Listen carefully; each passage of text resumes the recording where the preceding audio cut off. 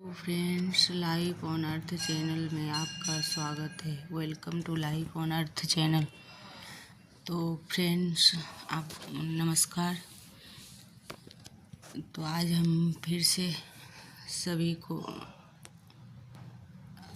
कुछ पीवाईक्यू करेंगे विश्लेषण सहित, क्योंकि इससे सिलेबस में भी अपन देख लेते हैं कि क्या है, किस में पूरे सिलेबस में करीब करीब क्वेश्चन आ जाता है।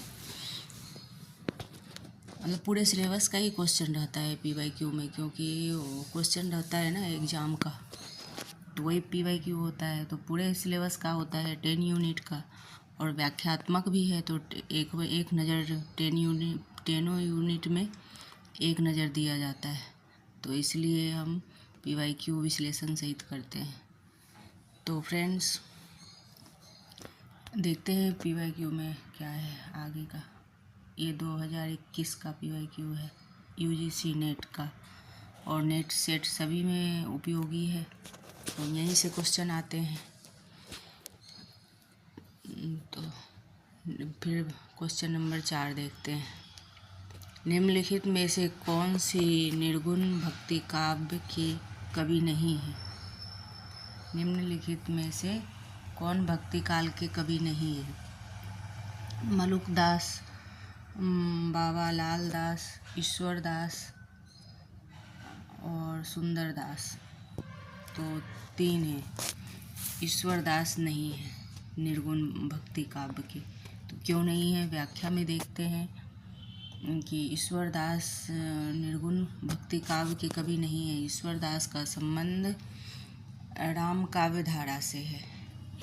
ईश्वर में सत्यवती कथा नामक पुस्तक की रचना की, और 58 दोहों में इस रचना में 5-5 चौपाइयों के बाद एक दोहा। इसकी भाषा ठेठ अवधी है। मलुकदास, बाबा लाल दास एवं सुंदर दास का संबंध निर्गुण भक्ति काव्य से है। तो ये भक्ति काल में अपन थोड़ा सा जानकारी भक्ति काल का ले लिया कि ईश्वर दास किस भक्ति काल किस धारा से हैं। तो ईश्वर दास ने सत्यवती कथा नामक पुस्तक की रचना की, और 58 दोहों में लिखी। यह इस रचना में 5-5 चौपाइयों के बाद एक दोहा है। तो भाषा ठेठ अवधी है। तो इस तरह मलुकदास, बाबा लाल दास एवं सुंदर दास का संबंध निर्गुण काव्य धारा से है। ये सगुण काव्य धारा से है, ये निर्गुण काव्य धारा से।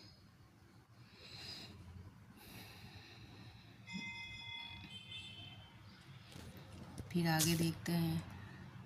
शब्दार्थों संहितो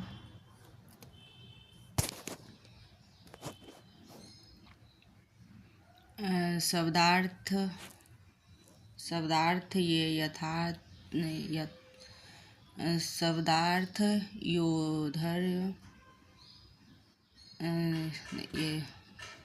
शब्दार्थयोऽर्थावत्स भावेन विद्या साहित्य विद्या किसका है कथन है? तो शब्दार्थयोर्यथावत्स भावेन विद्या साहित्य विद्या किसका है?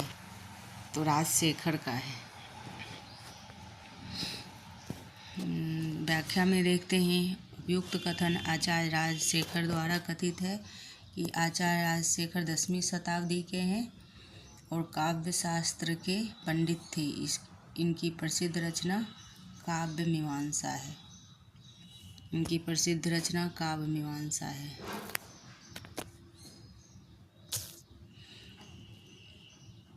तो यह याद करने का रहता है।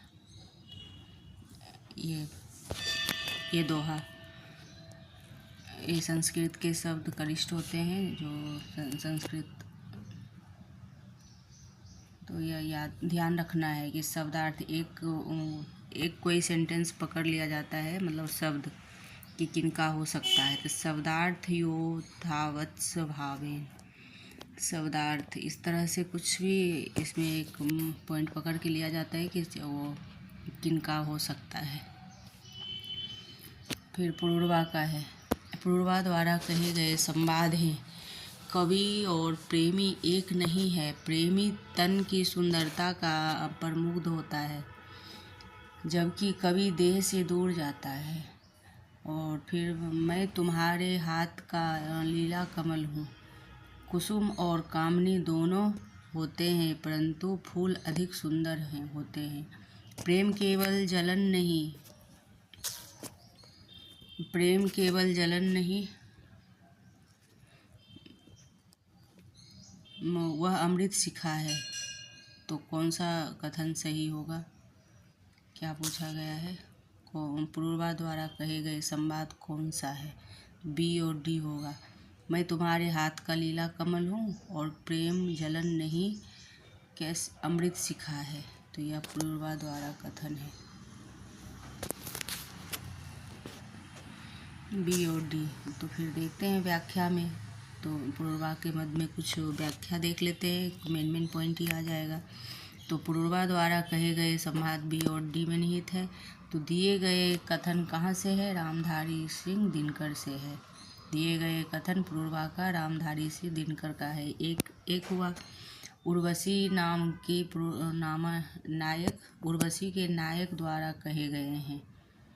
यह पूर्वा है उर्वशी के नायक।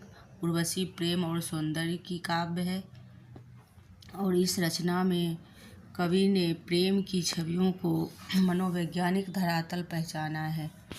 इस गीति नाट्य के लिए दिनकर जी को वर्ष 1972 में ज्ञानपीठ पुरस्कार मिला है, प्रदान किया गया है 1972 में। तो यह भी क्वेश्चन बन सकता है, बनता ही है, बन सकता नहीं, बनता ही है। ज्ञानपीठ कौन सी पुरस्कार कब किनको दिया गया, तो कोई सी भी क्वेश्चन आ जाता है। तो दिनकर जी को 1972 में पूर्वा के लिए, उर्वशी के लिए पुरस्कार मिला है। तो यह याद करने का है, बिल्कुल ध्यान में ही रखना है कि कभी वो आएगा ही, क्वेश्चन बनेगा ही, चाहे नेट हो सेट हो। फिर चंद्रगुप्त नाटक में किस चरित्र की बात पर प्रतिक्रिया व्यक्त करते हुए चाणक्य ने कहा था कि मेरे पास पाणिनि में सिर छिपाने का समय नहीं, भाषा ठीक करने से पहले मनुष्यों को ठीक करना चाहता हूँ। चंद्रगुप्त नाटक में ये कथन किनका है? चाणक्य ने कहा था। तो किससे कहा था? चंद्रगुप्त नाटक में किस चरित्र की बात पर प्रतिक्रिया व्यक्त करते हुए चाणक्य ने कहा था? तो ये क्वेश्चन तो कैसे भी पूछा जाता है कि कथन किसका है, किसने कहा था। अब किससे, अब देखो इसमें है कि किस मद में कहा गया था। तो बररुचि से कहा गया था। राक्षस सिंहरण इनिशाक्रेटिज तो नहीं, तो बररुचि से कहा गया। तो फिर देखते हैं व्याख्या में कैसे कहा गया है। तो चंद्रगुप्त नाटक 1931 में, अब ये याद रखना है। वो तो नोट्स बना सकते हैं आप मेन पॉइंट डाल के।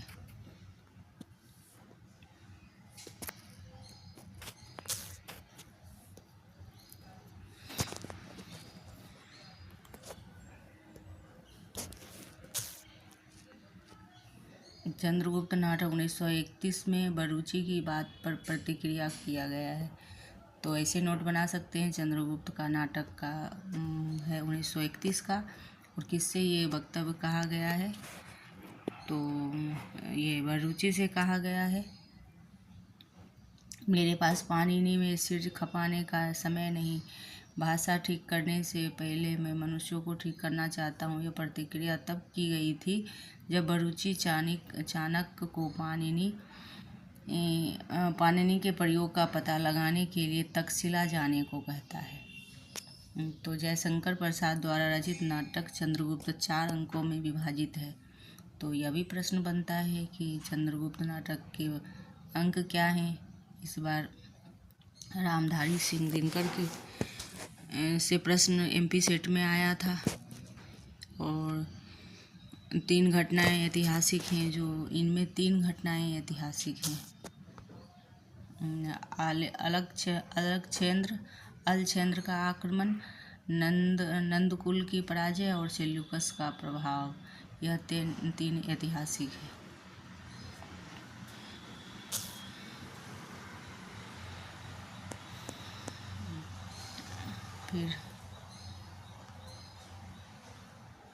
फिर आगे का प्रश्न देखते हैं। ये कौन सा नंबर है देख लेते हैं पहले। ये चौथा है। फिर पाँचवा PDF में ढूंढते हैं।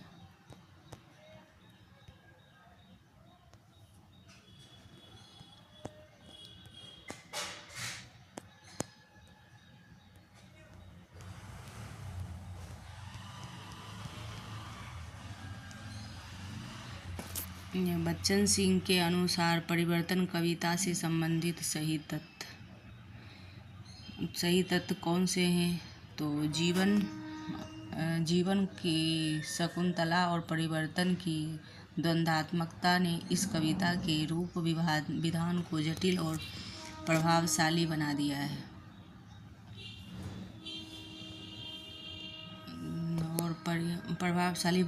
जीवन की संकुशलता और परिवर्तन की द्वंद्वात्मकता ने इस कविता के रूप को बच्चन सिंह के अनुसार परिवर्तन कविता के बारे में दिया गया है। तो कौन सा तत्व सही है?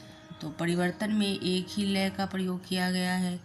इसमें कहीं संस्कृति और तत्सम शब्दावली का द्वारा परिवर्तन के भयंकर रूपाकार का चित्रण किया गया है। कवि परिवर्तन का स्वागत करना नहीं चाहता, तो क्या सही होगा?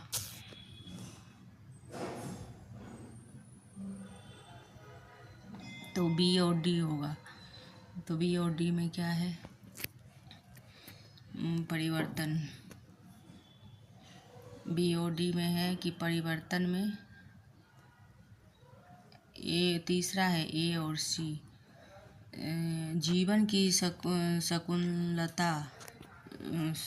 संकुलता और परिवर्तन की द्वंद्वात्मकता ने इस कविता के रूप विभाजन को जटिल और प्रभावशाली बनाया है।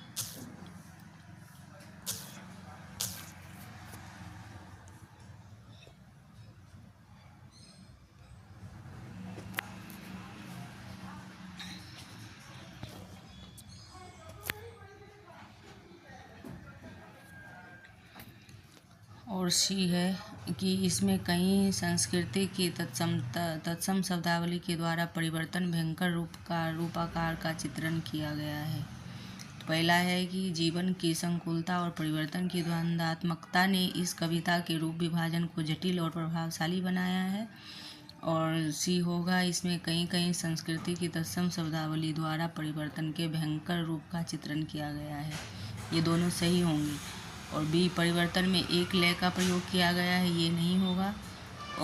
और कवि परिवर्तन का स्वागत करना नहीं चाहता, तो ये दोनों नहीं होगा, क्योंकि ये नहीं है और ये है, तो ये इसमें ध्यान रखना है। तो ये सही होगा 3। बच्चन सिंह के अनुसार परिवर्तन कविता से संबंधित तथ्य हैं, A और C सही है।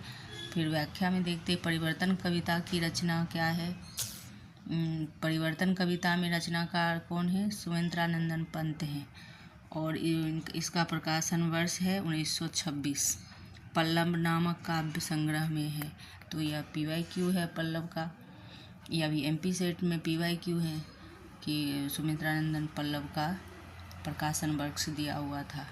और परिवर्तन एक लंबी कविता है। नहीं, वो थोड़ा होगा, देखिए है कि चुनमुन ले ली।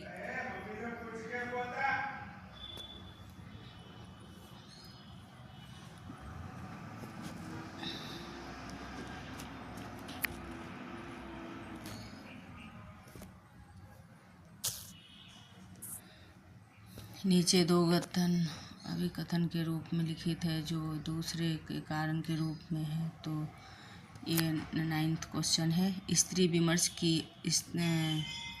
स्त्री अस्मिता का समर्थन करता है। कारण क्योंकि वह स्त्रीत्व अस्मिता पर परम विरोधी है। उपरोक्त कथन के आलोक में नीचे दिए गए विकल्पों में से सही चयन कीजिए।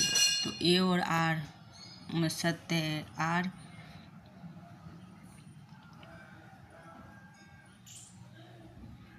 सही व्याख्या है। ए और आर दोनों सत्य है, आर ए का सही नहीं है, और ए सत्य है किंतु आर सत्य नहीं है। तो ये इसका तीसरा सही होगा, ए सत्य है और आर असत्य है। तो ए सत्य है किस तरह से, तो स्त्री विमर्श की स्त्री अस्मिता का समर्थन करता है, और क्योंकि यह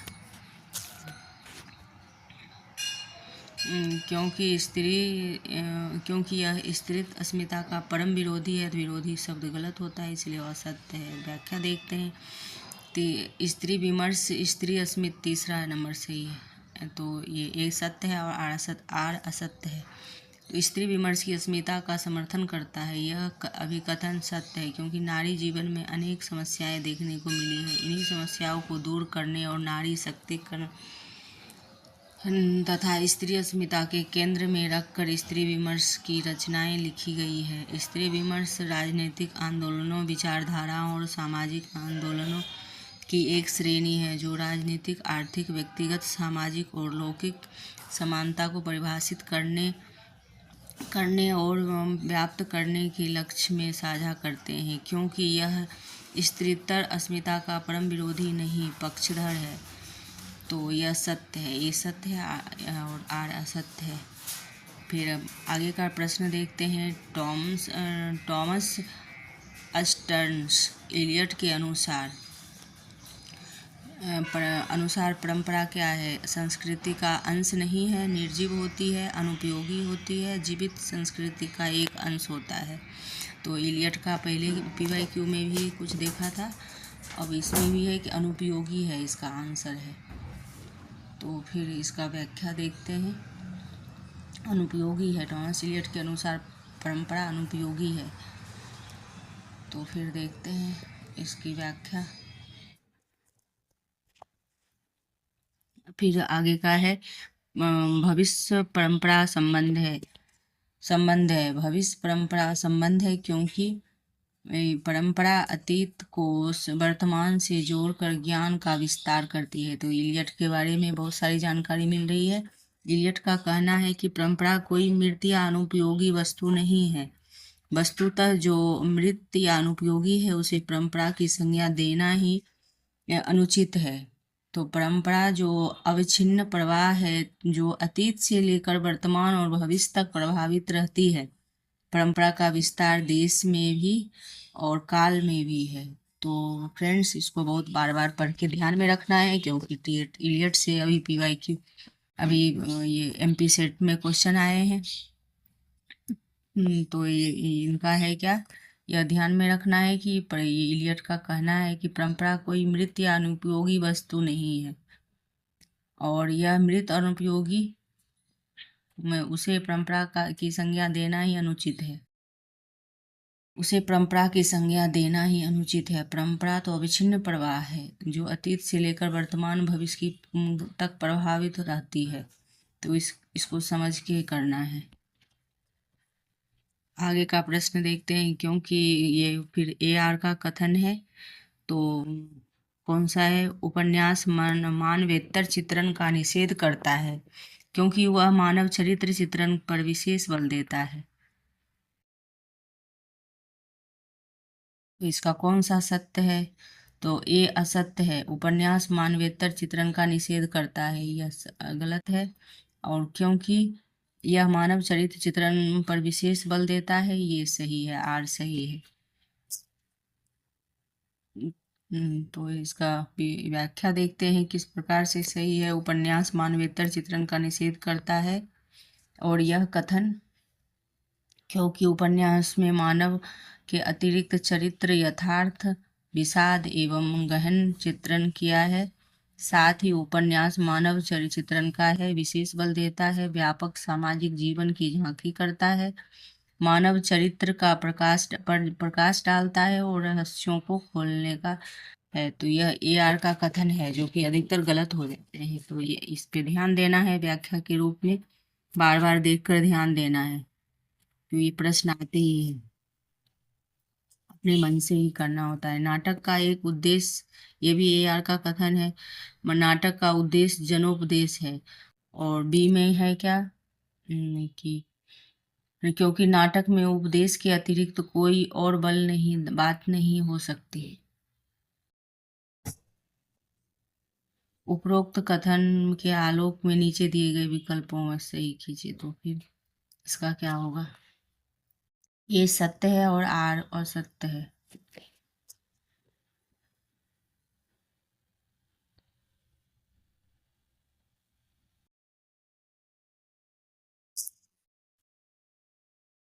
नाटक का एक उद्देश्य जनापदेश है।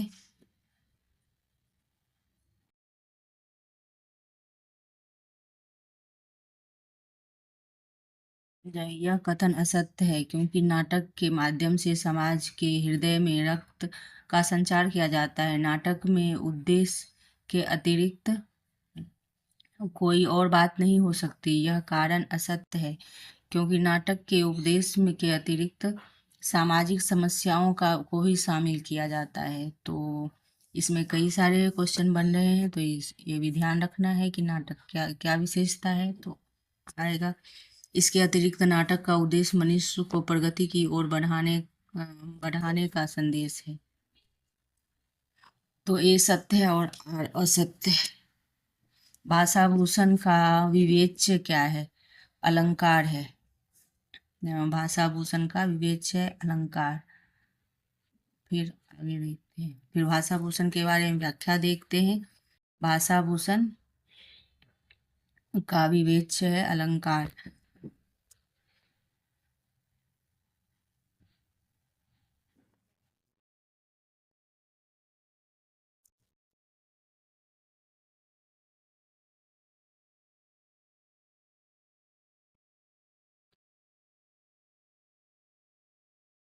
महाराजा जसवंत सिंह के द्वारा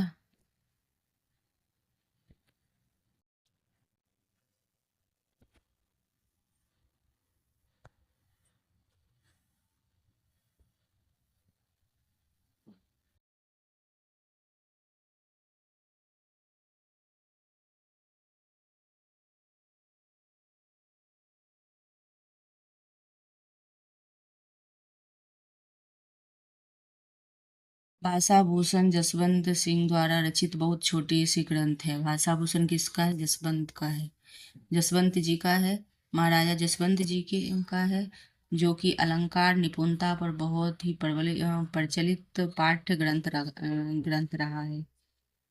और इस ग्रंथ की रचना कवि के रूप में नहीं बल्कि आचार्य के रूप में है। भाषा भूषण का विवेच अलंकार है। भाषा भूषण महाराज जसवंत सिंह द्वारा रचित है और जो कि अलंकार निपुणता पर बल दिया है। इस ग्रंथ की रचना है इस ग्रंथ की रचना कवि के रूप में नहीं बल्कि आचार्य के रूप में है। तो निम्नलिखित में से नई कहानी आंदोलन के कहानीकार हैं कौन है? ये ये क्वेश्चन है कि निम्नलिखित में से नई कहानी आंदोलन के निर्मल वर्मा और राजेंद्र यादव। इसका दूधनाथ सिंह और राजकमल चौधरी नहीं होंगे।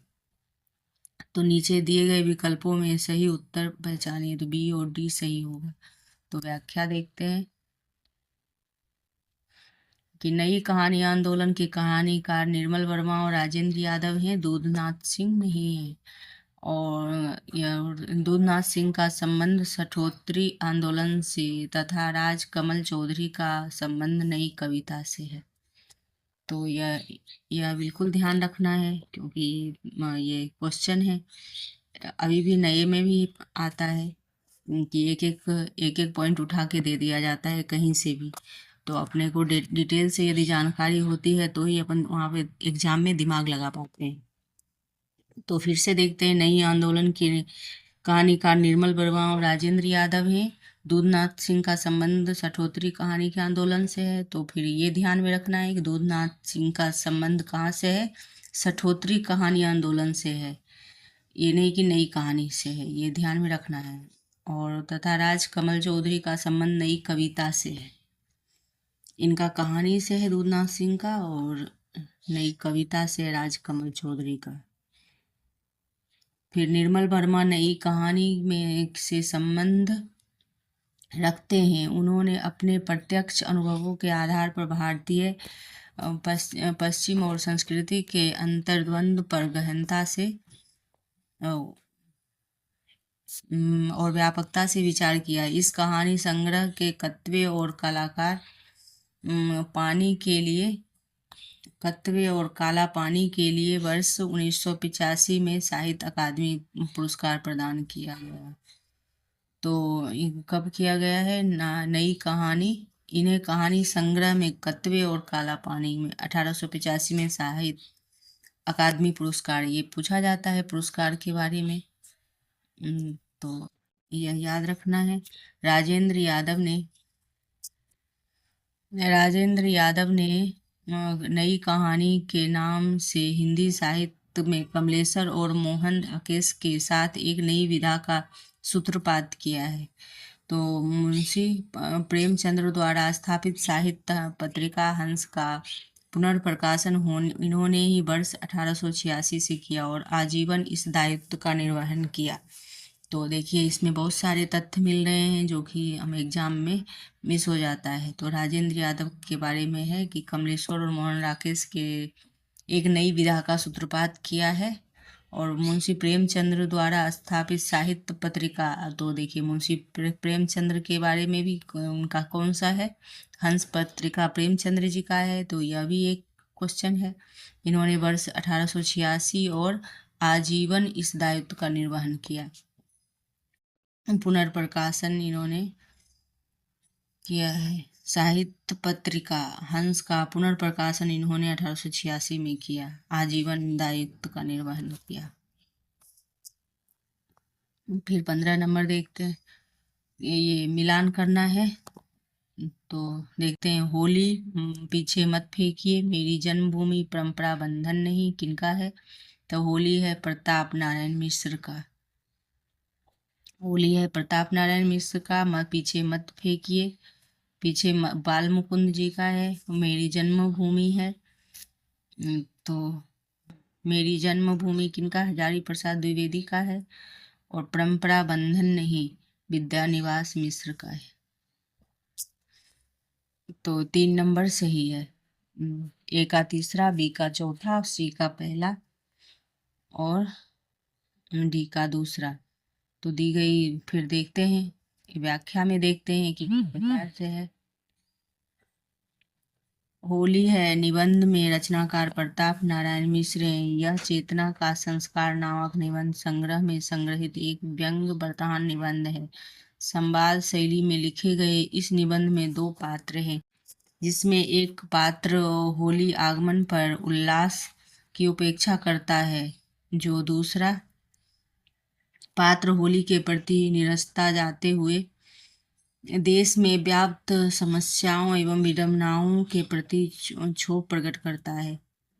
पीछे मत फेंकिए बाल मुकुंद गुप्त द्वारा रचित निबंध है।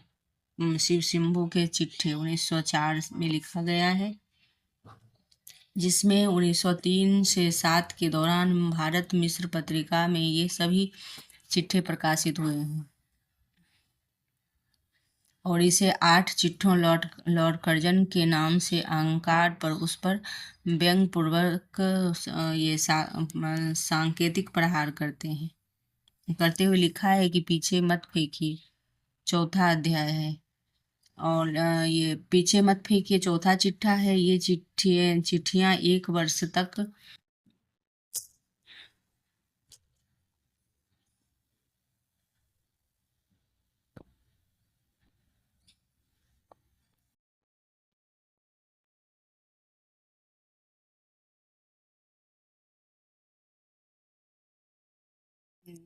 ये चिट्ठियां 1 वर्ष तक 1904 से 5 भारत मित्र और जमाना पत्रिकाओं में प्रकाशित होती रही।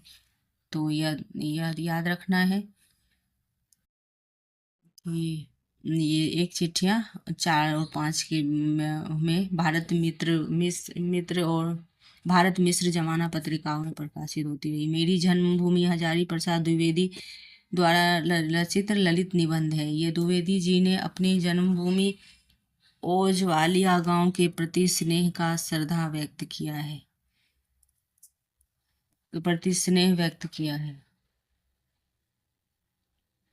मेरी जन्मभूमि इसमें वो अपने तो फिर आ सकता है प्रश्न में कि मेरी जन्मभूमि हजारी प्रसाद द्विवेदी में किस पक्ष में लिखा गया है, तो ललित निबंध है, ये भी है याद रखना। और इसमें द्विवेदी जी ने अपनी जन्मभूमि ओझवालिया गांव के प्रति स्नेह और श्रद्धा किया है। तो द्विवेदी जी ने अपनी जन्मभूमि ओझवालिया के प्रति स्नेह का श्रद्धा व्यक्त किया है। मेरा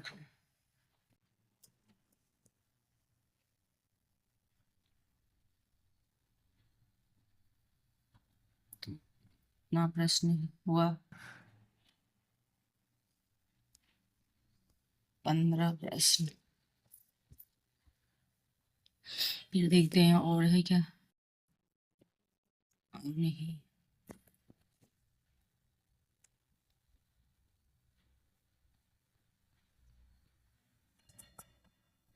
तो फ्रेंड्स आज इतना ही हुआ, इतना ही रहा। यदि पसंद आए तो लाइक एवं सब्सक्राइब कीजिए, कमेंट कीजिए कि किस तरह का प्रश्न और आपको चाहिए। नमस्कार, थैंक यू, धन्यवाद।